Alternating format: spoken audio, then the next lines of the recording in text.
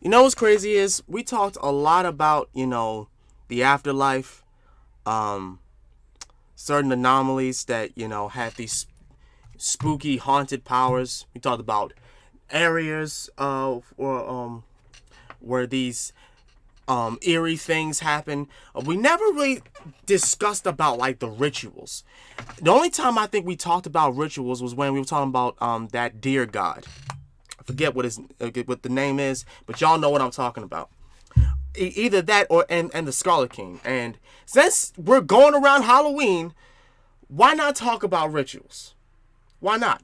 I know you guys have sent me, a lot of recommended things that I would be interested in watching. I will get to that, I promise you.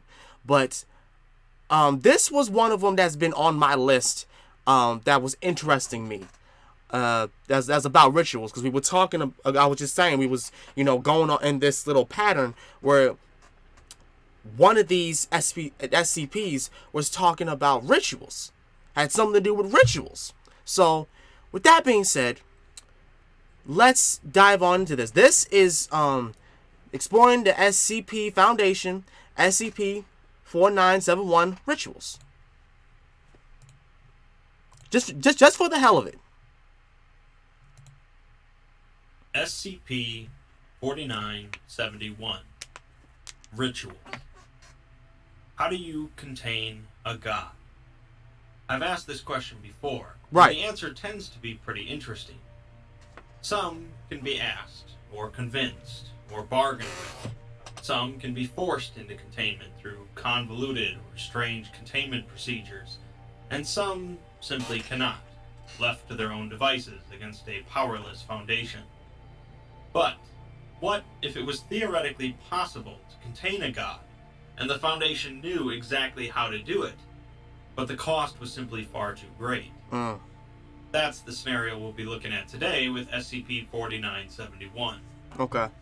In addition to that question, we also get a strange, extra-dimensional location, cultists, and some classic cosmic horror. 4971 is a space-time anomaly inside of the former Southwood Park Mall in Havensbrook, Indiana. The entrance to this anomaly inside of the mall varies from time to time, but inevitably, if someone wanders through the mall, they'll find it. Why only that mall? We'll get to specifics about the nature of this anomaly later. Okay. But basically, it's a gigantic, weird forest. The mall itself opened in 1985 and closed in 2006, leading local vagrants and trespassers to frequently break in order to scavenge the empty shops. Oh, wow.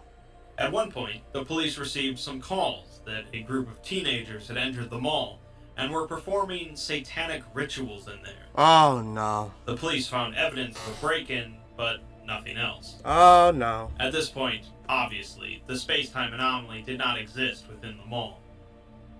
In 2007, though, the local police responded to another call about a break-in, this time with witnesses reporting screams and some unnatural sounds coming from inside.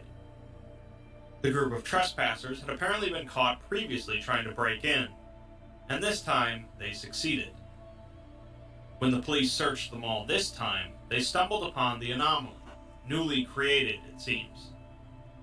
A number of local law enforcement officers were lost within the anomaly before the Foundation swooped in, and all that was recovered were scrambled transmissions of officers panicking. After the discovery of the SCP, the Foundation began piecing together what it was and what might have created it.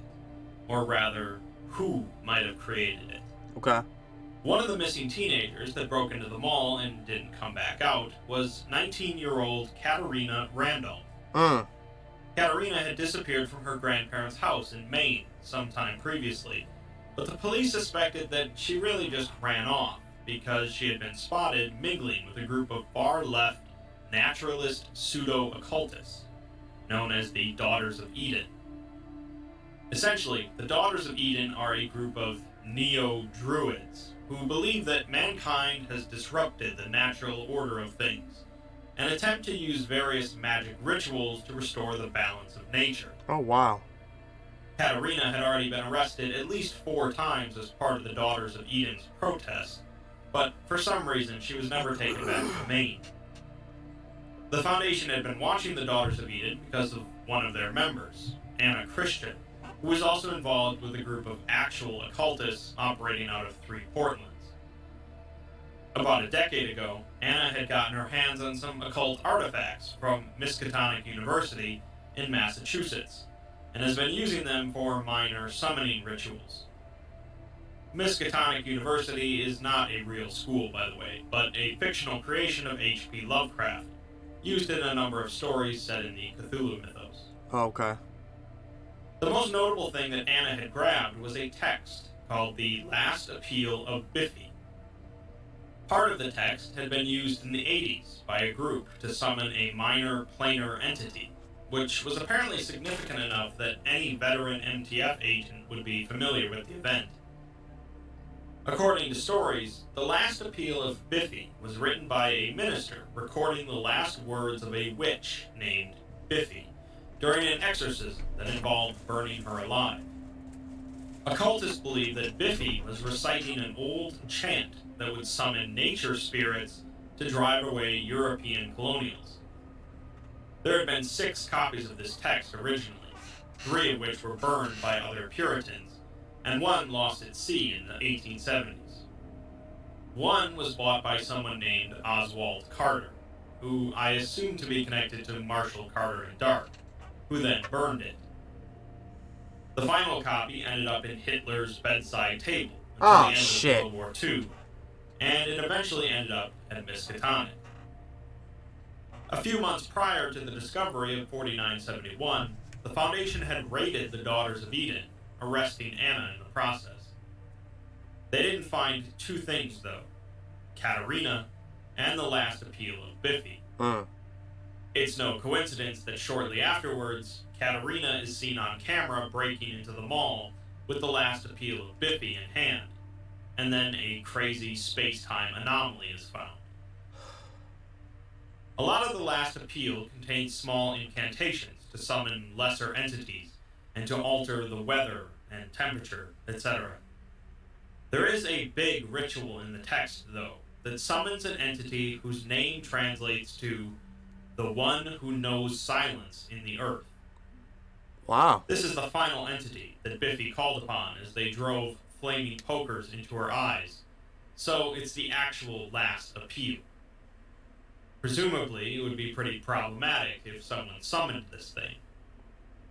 The Foundation knows about this entity because they had gone to Miskatonic in the past, and the Dean of Anthropology there had split the text in half, giving the second half to the Foundation.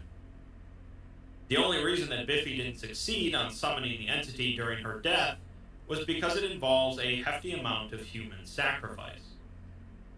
The Foundation assumes that this is why Katerina entered the mall with a crew of cultists. The second half of the text describes an inverse incantation that can close the door to the dimension containing this entity if it's ever opened. Basically, it's fairly easy to open this gate, involving the sacrifice of a handful of humans. Oh, shit. Close the gate after it's been opened, however, is far trickier. It depends on how soon you try to close the gate after it's been opened, with the number of human lives required doubling every hour. There is an upper limit to this number, though, and it was just reached. So now the Foundation knows that they could close the gate on this entity, but it would require the sacrifice of every living human on the planet. What? They're going to keep looking into it. So, we have a containment procedure then, one that they're pretty sure would work. It just requires a hefty sacrifice. They submit the viable containment procedures to the ethics committee to see how they feel about it, but they're not quite on board. I bet they aren't. The problem isn't entirely based around killing off every human on the planet, which the Foundation would be willing to do if the situation called for it. Probably. But Harmless also the bastards. problem is that they have yet to see this entity and don't really know that much about it. Oh, they don't really believe. The Ethics Committee rules that the containment procedures are not acceptable given the current condition of the anomaly itself. They don't really believe in it. Since the containment procedures are not accepted, they send it over to the classification committee to rule on what object class this anomaly is. This is the committee that looks at the nature of the SCP itself and the containment procedures to decide whether it's safe or Euclid, etc. Normally, this isn't that big of a decision, but this is a somewhat unique scenario, as there are containment procedures that would work to contain the entity, but the Foundation cannot carry them out for some reason. This results in the creation of the Cernunnos class. This is a rather specific name for an object class, as Cernunnos is a Celtic nature deity, often depicted with horns or antlers, worshipped as the Lord of the Forest. The name doesn't really have anything to do with the Foundation having containment procedures they can't utilize, but is really more specifically connected to the entity in 4971, as we'll see. Okay. When raiding the living quarters of Katarina, the Foundation found the manifesto of the Daughters of Eden, and were given a small excerpt from it. They refer to themselves as both the Daughters of Eden and the Daughters of Gaia, referring to the Greek Mother Earth goddess. In short, they vehemently oppose the modern world and the corruption of the natural earth. They claim that the sword of Gaia's deliverance has been passed into their hands, and they will wield it without hesitation to wash this world clean of the sins of their fathers and sons. They plan to welcome Gaia's champion back into the world and allow it to torment the souls of all who have scarred the world. Oh, wow. So, presumably, Katarina and the Daughters of Eden went into the mall to summon this champion of Gaia, a nature deity, to cleanse the modern world. I know what you've all been waiting for, and that's an exploration log. Let's get into it then, with MTF Epsilon 13 as a 6-man team heading into the mall shortly after its discovery. Various hostile entities have been encountered leaving the mall, which were put down by the Foundation, and a steel slab was placed over the entrance. The team enters through the front into the main lobby, and the air inside the mall smells off, the first sign that something is amiss. There is plenty of evidence of looting and vandalism throughout the mall, but the team soon comes across a collapsed skywalk, something that vandals surely didn't do. Walking past a clothing store, they spot 3 huddled figures behind clothing racks. Oh, hell no. And one humanoid figure bound in thick webbing in front of them. The humanoid figure is not moving. Hell no. And the 3 figures just sit and watch the team from the shadows. So they move on. As they continue moving, they realize that the hall they've been going down has extended past the external dimensions of the mall. A pretty common occurrence in these types of situations. The sound of rushing water grows louder as they keep moving, however, and finally they enter into the atrium, where they fully encounter SCP-4971. SCP-4971 takes the form of a massive forest, similar in appearance to locations in the Yukon or the Pacific Northwest. Inside of a about mall, 400,000 cubic meters in volume. The forest extends as far as the eye can see in every direction, broken up only by occasional large plateaus or mountains in the far distance. The team is standing on top of a cliff overlooking the forest, and from this side, the mall behind them looks overgrown. The sun is low in the sky, close to setting, and in front of them, towards the edge of the cliff, is a large symbol carved into the earth. The symbol consists of concentric rings surrounding a series of triangles and more rings. A red fluid, later determined to be human blood, fills in the carvings of the symbol. Oh, God. At the center is the remains of a fire, beneath which lie the charred remains of some sort of hoofed animal, with several small glass vials shattered on the ground nearby. In front of the symbol is a makeshift wooden altar, with a lantern and a bloody machete resting on top of it. Next to the altar are several blood-soaked sponges and a leather-bound book, half of the last appeal of Biffy. Obviously, the site of a ritual. Wow. The team had been briefed on the last appeal of Biffy, so they recognized the symbol as the the one used to summon the powerful entity. But since that ritual requires quite a few human sacrifices, they figured there would be a bunch of bodies here. Right. Where are the bodies at? A total of 61 people entered the mall with Katarina, and there were also 4 cops that went missing, which would be enough to summon the entity, but the fate of their bodies is currently a mystery. Since it doesn't look like they have much light left, the team decides to attempt to get to the bottom of the cliff to make camp. Over the next 2 hours, they nearly reach the bottom, but point out that the sun hasn't moved since they arrived. Oh, it's a different At the time bottom, of time, they encounter like a time small zone. clearing at the entrance to the forest, and they discuss their mission here. Their goal is to locate the powerful entity, the one who knows silence in the earth, so that the Foundation can bring in a heavy fire team and eliminate it. Mm. The problem is, as I said, they have no idea what this thing looks like or what it does. Right. The last appeal of Biffy is mostly just curses and threats, with no descriptions.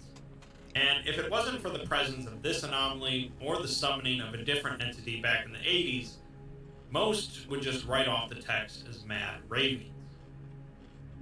They radio back to command, explaining that they've entered some type of forest, noting that the trees are bigger than normal here, everything is more colorful than it should be, and the sun hasn't moved.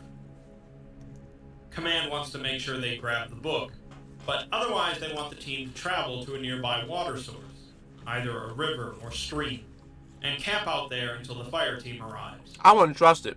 As they head out, one of the team members notes that something in this forest is creating a lot of electromagnetic noise, which will likely screw with their equipment.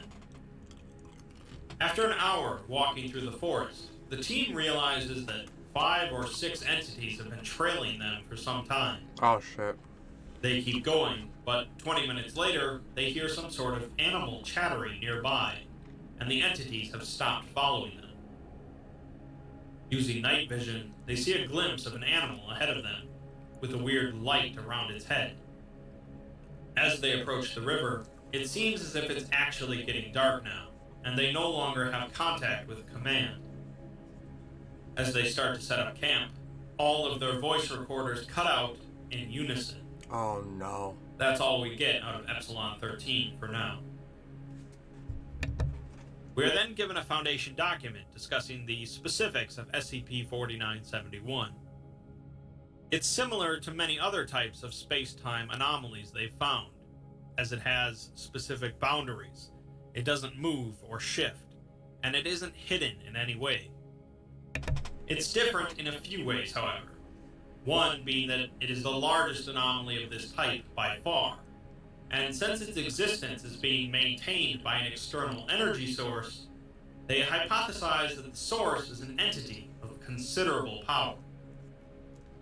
The last appeal of Biffy is a cry for the annihilation of things considered unnatural, that is, man-made. The force responsible for this annihilation will bear some likeness to Earth, and is associated with a symbol, one that Biffy carved into her own chest as she died. The symbol is that series of rings, triangles, known as the Voxen Eye. The Voxen Eye has pretty ancient origins, and has been seen in documents found in Druidic ruins in southern Britain. The documents describe the Voxen Eye as a sort of focus through which power can be channeled, specifically to move nature into action. Another text that discussed the Voxen Eye was called Porter's Writings on Arcane Beasts, written by a Victorian-era cryptozoologist named Edward Porter, who had encountered several other SCPs. Perhaps he was associated with Lord Blackwood. In the text, when discussing an unknown prehistorical North American civilization, Porter writes that they feared the trees more than anything else, as the trees provided them with both great bounty and great fear. On nights of the full moon, they would make sacrifices to the god of the tall trees, named the one who knows silence in the earth. Okay. It said that this entity would emerge from the forest to take payment in human hearts for the protection of the tribe. Oh shit. Only through a Voxen Eye could this entity be viewed, and its magnificence be understood. Modern occultists familiar with this entity describe its name as a taboo, and uttering it would be crossing a line. The tale of Biffy and her cry for help is regarded as a tragedy, but her incantation to specifically call upon this entity is considered dangerous and foolish. Some even argue that Biffy was mistaken and was attempting to contact the wrong entity entirely. Regardless, occultists believe that not even death would allow you to escape meeting with this entity after calling it. So, one MTF down, time to send in another one. The heavy fire team, Iota 44, are sent into the forest, with the goal of both finding the first team and eliminating the entity responsible for this. By the time the fire team reaches the forest, the sun has returned to its previous position. It would later be calculated that the sun spends 12 hours in a stationary setting position before actually setting, Okay. and then spending 1 hour in darkness before restarting. The forest is quiet now, but the team begins picking up a broadcast on their comms frequency of someone singing "The Girl from Ipanema." Many figures begin moving through the foliage around them, and something in the sky above them illuminates the forest briefly. In front of them, standing beneath a tree, is a humanoid figure, mostly hidden in darkness. Oh no. It is naked, with a mess of tree branches, leaves, and vines bound around its neck like a collar. Instead of a head, it has a glowing white symbol, vibrating rapidly. The team's video footage distorts heavily while looking at it, and they ask Command how they should deal with it. Of course, they can't get a response from Command, and all they hear is the singing continuing. They attempt to communicate with the humanoid entity, but it only begins moving towards them, rapidly disappearing and reappearing. When in doubt, of course, open fire. So one of them shoots a barrage of bullets at the strange entity. Just wasting firearms. As the bullets strike the target, a glowing white light erupts from the entry points, and it staggers backwards before collapsing. There is the sound of a high-pitched scream, followed by breaking glass. Oh no. And the symbol where its head should be shatters and disappears. At this point, the team's sensors pick up many figures closing in on them, and they begin to see more glowing white symbols popping up around them. The figure on the ground begins shaking violently, before rising as if being lifted by its shoulders.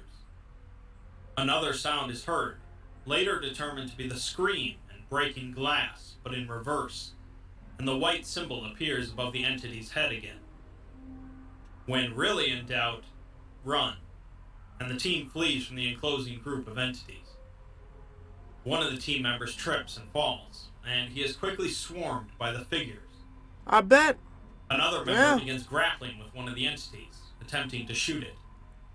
His arm is soon ripped off by the entity, however.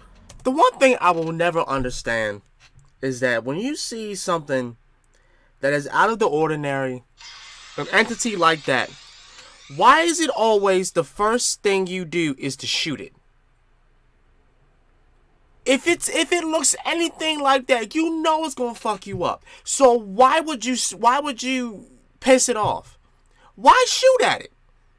I have always had this conversation with every person that, you know, watches like sci-fi films or anything like that. It's always a person shooting at something that is unknown and you probably can guess is going to mess you up. Why shoot? You wasting You wasting bullets. Why shoot? Obviously, you didn't do nothing to it. And he disappears. As the other members continue to flee, they pick up a transmission from MTF Epsilon 13. They tell the fire team to head for open air and get higher, as the entities seem to be restricted to the forest. The fire team sprints towards a rise out of the forest as more and more entities converge upon them, and suddenly the ground begins to shake. One of the members falls behind and is grabbed, and she says something that is expunged from the record before she is shot by one of her teammates. Oh no. 3 members down, the rest of Iota 44 regroup on the rise, safe for the moment from the entities. They converse with Epsilon 13, who speculate that the entities are fragments of the people that were sacrificed in the ritual. They won't die because they're being powered by something else, something pretty strong, that is also the source of the EM static. Epsilon 13 says that they were at a river nearby Iota 44 about a week ago, Okay. proving that time doesn't work the same here. Yeah, of course it Another doesn't. common occurrence. They lose connection with one another as Epsilon 13 reports a lot of static and something moving to the south of them. All radios cease working entirely as a loud, low, droning sound is heard across the forest. One of the Iota 44 members' video camera records an image of a 4-legged animal with a glowing white symbol for a head. Great. Now they've lost contact with 2 teams. God damn it. Y'all just going down. This might be when they send in the really impressive team to rescue everything. And although that's not really what happens here, we're not quite done with the MTFs yet. First, though, we get an interview log between the Foundation and Anna Christian, Okay. the occultist who had been part of the Daughters of Eden before being apprehended by the Foundation. It seems the Foundation figured she might have some input on this situation and went to talk to her after losing contact with the teams. Anna is not especially cooperative, but they offer her the chance of release, so she answers some questions. When told that Katarina Randolph opened the gate using the last appeal of Biffy, she remarks how much of an idiot Katarina is, and that she warned her over and over about this. Oh, wow. Anna explains that she's a witch, in the sense that she can sense more than normal people can, Okay. through talking to animals and hearing the trees whisper. She can also hear darker and older things as well. When she discovered there were other people like her out there, she was elated and became enamored with the entire concept of the occult.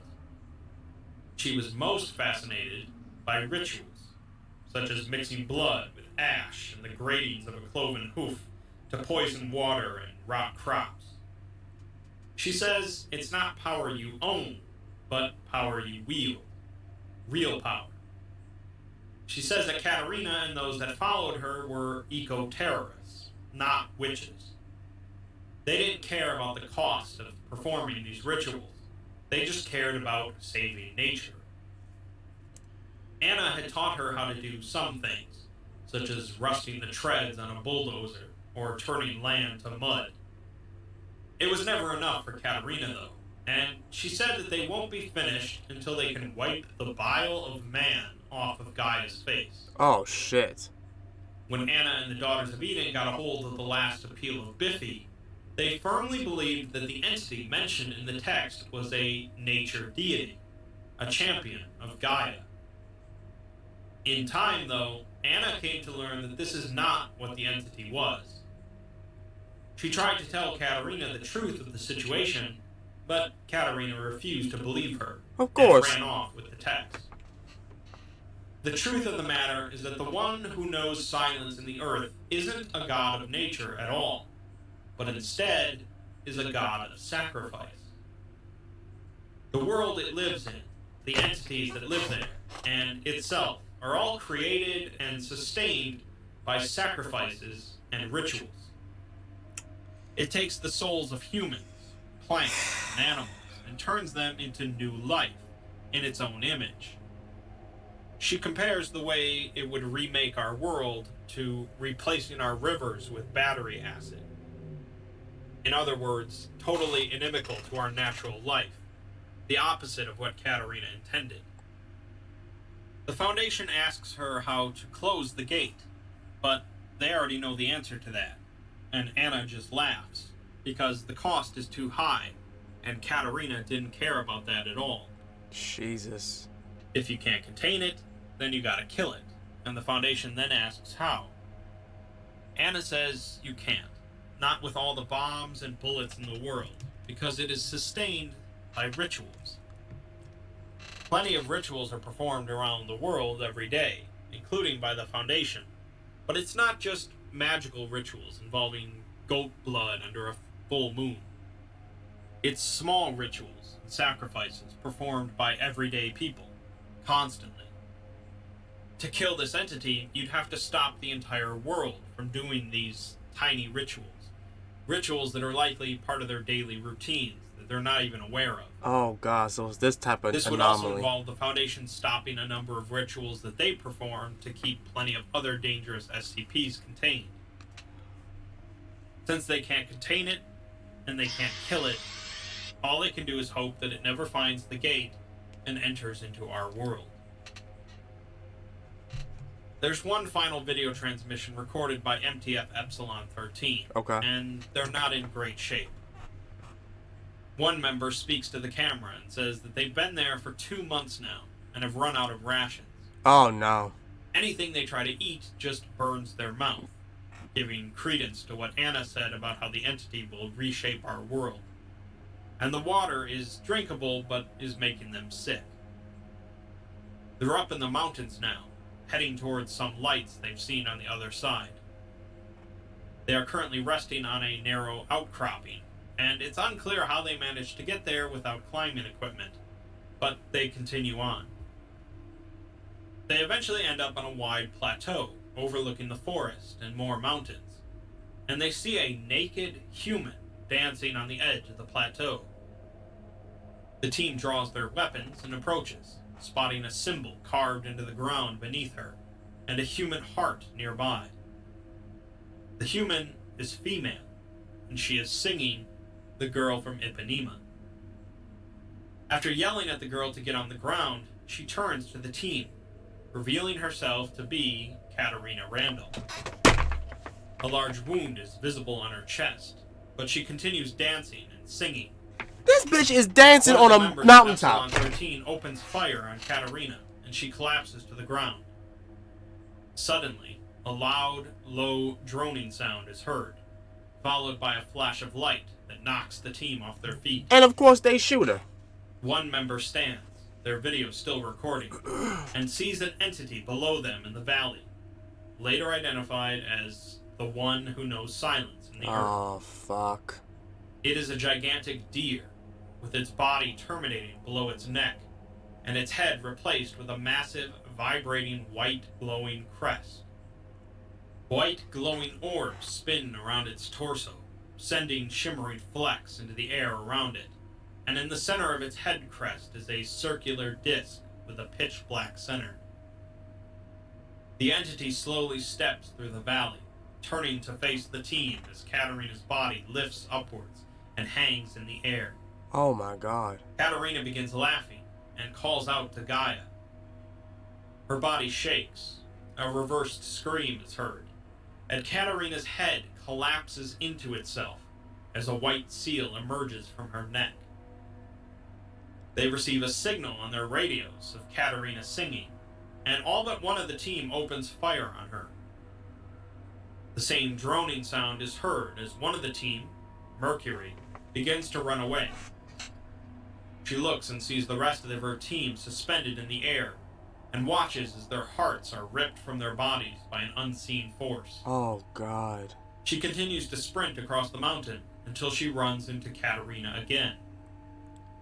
Mercury stops, pulls a knife from her belt, and charges at Katarina as her video feed goes out. The Foundation put a stop to any more explorations into SCP-4971. Yeah, because you can't stop and the it. mall was entirely sealed off. You can't Sounds of stop it. entities continue to be heard from inside the mall, but so far the Foundation has no idea what to do with the situation. Any attempts at destroying the mall or the forest would likely only hasten the entity's discovery of our world. A number of months after losing contact with the teams, a transmitter from within the forest connected to a Foundation server and began transmitting a significant amount of data, including weather, topology, and electromagnetic field data. Also, the video and audio logs from both teams were received, which explains why the Foundation has them. Right. After the transfer, the transmitter disconnected. 10 days later, it connected again, showing a video feed of a long-range radio tower set up on top of a mountain. A few weeks later, a single image was transmitted of the ground, with the words, "Still here," etched into the dirt. It seems that Mercury survived her scuffle with Katarina Oh, and wow. is stuck inside of the anomaly, but the Foundation wasn't about to risk a rescue mission. This would be the last they'd hear from her for 8 years, at which point the transmitter would activate once again for 18 seconds, sending a video feed. A woman's face is visible in extreme close-up, with what looks like a triangle in her iris. She looks very frightened, and pulls the camera back to show her mouthing the words, "Can't run anymore," and "Sorry," before the feed ends. This is the last transmission they've received. Damn. I know. Yet another all-powerful entity that's constantly on the verge of remaking or destroying our world is not exactly the most original concept nowadays. But it's I think fucked up. 4971 succeeds less in part due to its overall concept, and more due to the creepy unraveling and discovery of the teams as they explore this inhospitable dimension. The horror of the fate of the people sacrificed to open the gate, and how they're forced to remain in this forest, as only a fragment of their former selves. We can see that Katarina retained some part of her humanity after all of it, singing a song she likely had been fond of, but that's really all that remains. I'm not going to spout some grand lesson or profound moral to be taken from this SCP, as it's just some more classic cosmic horror. Yeah. At this point, Basically, when you hear the words DJ Cactus and exploration logs, you either groan or get yourself something to drink and settle in. For those on board with this kind of stuff, though, it's some good horror. Getting the quote? Yep. All that was left to us was to wonder. Who knows all that is innate to this world, or to any other? Why should there not be something buried deep within appearances? Something that wears a mask to hide itself behind the visibility of nature.